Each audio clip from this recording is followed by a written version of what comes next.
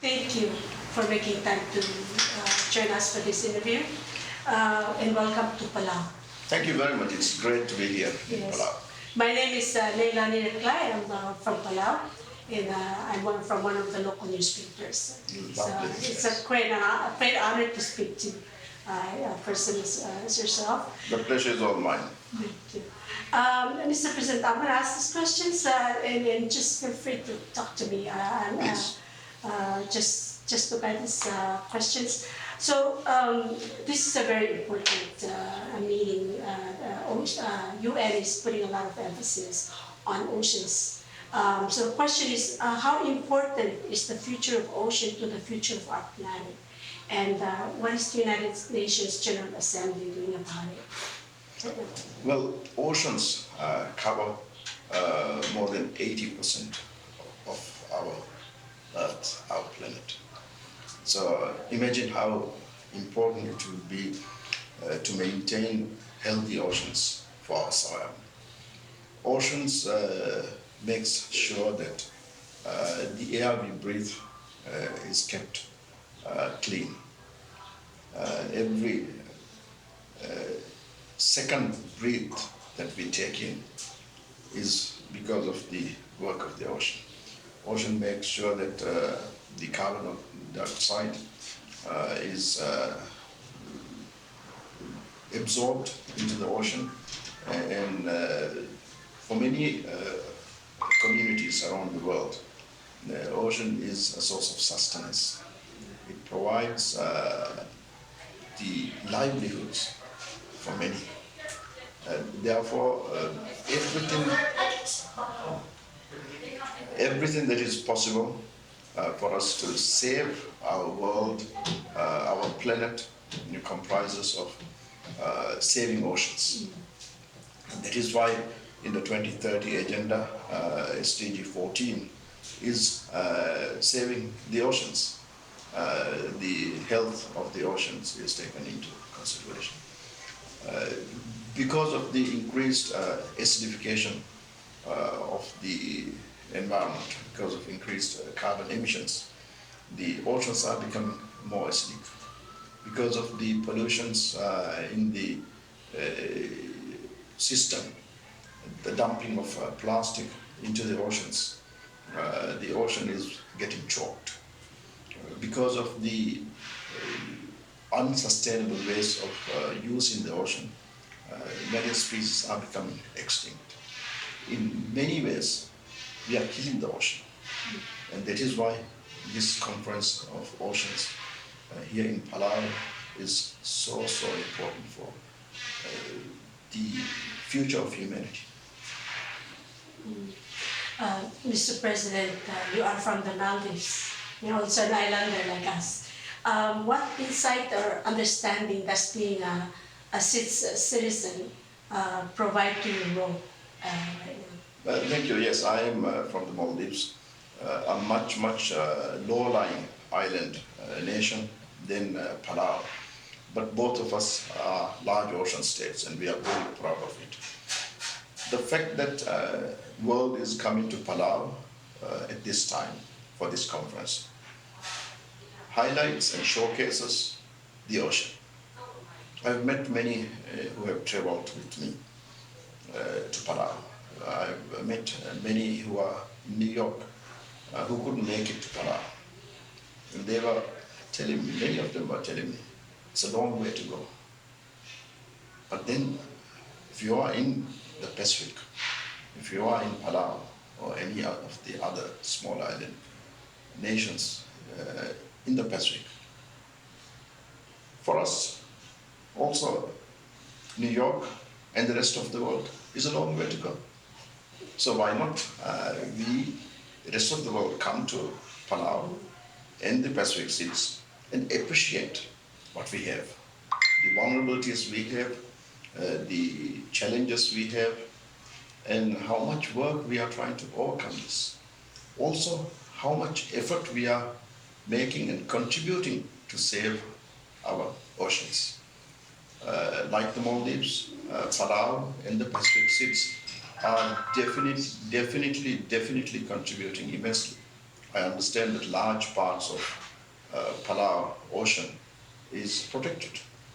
So are many parts of the other Pacific seas. The marine protection effort that we are making here in Pacific, in other parts of the world with the small island developing countries, is much, much more than it is in the rest of the world. Um, COVID has changed a lot in the world. So as we look at the post-COVID recovery, we are looking at oceans and marine pollution. Of course, we are also looking at climate change. How do we, as citizens of small island, large ocean state, make sense of it all? Well, COVID has entirely devastated world economy. Yes. Much so, the economies of the small island countries. We depend on tourism and fish largely. And when the world was locked down, our tourism industry got killed.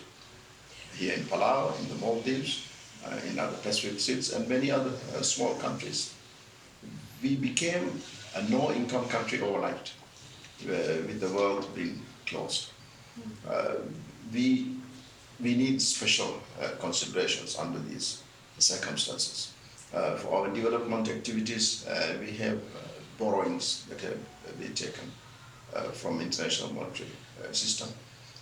The world economies, larger ones, need to be more understanding on this.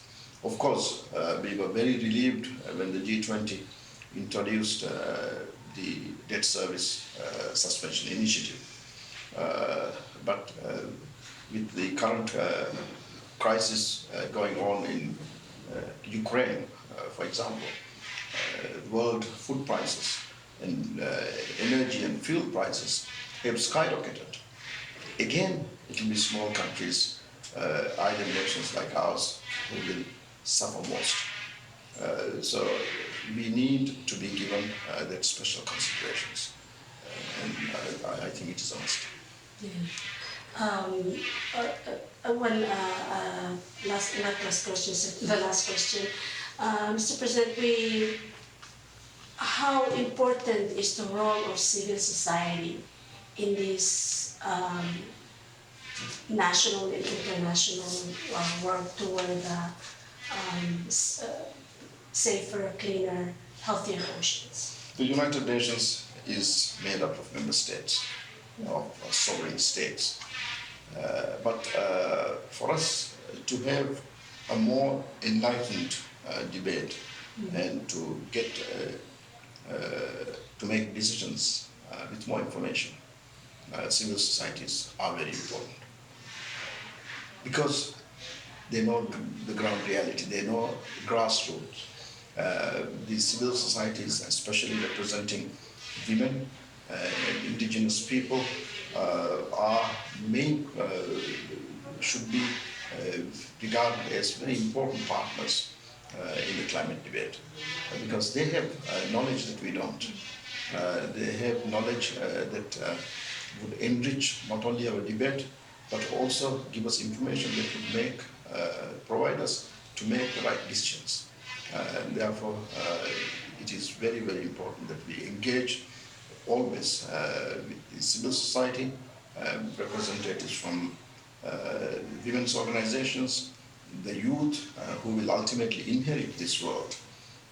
Whatever we make decisions, whatever decisions we make, whatever way the debate is set, end of the day, today's youth is going to inherit. So they should be part of the conversation, dialogue.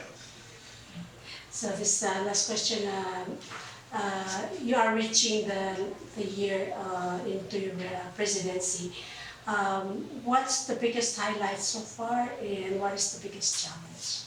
Well, I've just completed 6 months of my presidency, 6 months to go, and it has been an absolute honor and a privilege to preside as a small islander, the community of nations, to be president of the 193 countries from a small island country. that has been my honor and my privilege. When I was contesting for this post, I told fellow member states that whichever post I held, I will still continue to be an islander. As an islander, we wake up thinking what will happen to our islands during the day, and we go to sleep thinking what will happen during the night. Because our islands are so vulnerable. Several major climate-related conferences are being held during my presidency, and I'm trying to push the climate agenda as much as possible. Last year, before Glasgow COP26, I held a high-level event on galvanizing momentum for the environment debate. I was happy with the outcome. Not so much of COP26, but of the high-level event we had in New York. I'm also convening a high-level event towards the end of my presidency, a moment for nature. I want to ask the leaders of the world to sit down and take a moment for nature, to think about what we have been able to achieve during this 76th session on climate debate after all these important conferences. More importantly, where have we failed and what can be done to correct the course. I came to the presidency promising hope, and one of the main experiences of me as the president, successes so far, is instilling hope around the member states.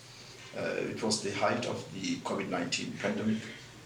I, time and time again, wanted to convey that together we will be able to achieve better, have a better tomorrow.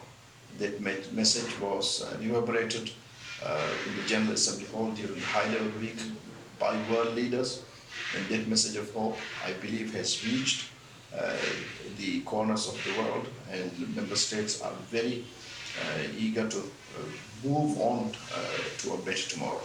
And I'm also continuing to convey that message of hope to the youth and children around the world. In fact, I'm meeting the Palau high school children later this afternoon. Again, my message would be of hope. I think with hope, we will be successful in achieving a better tomorrow.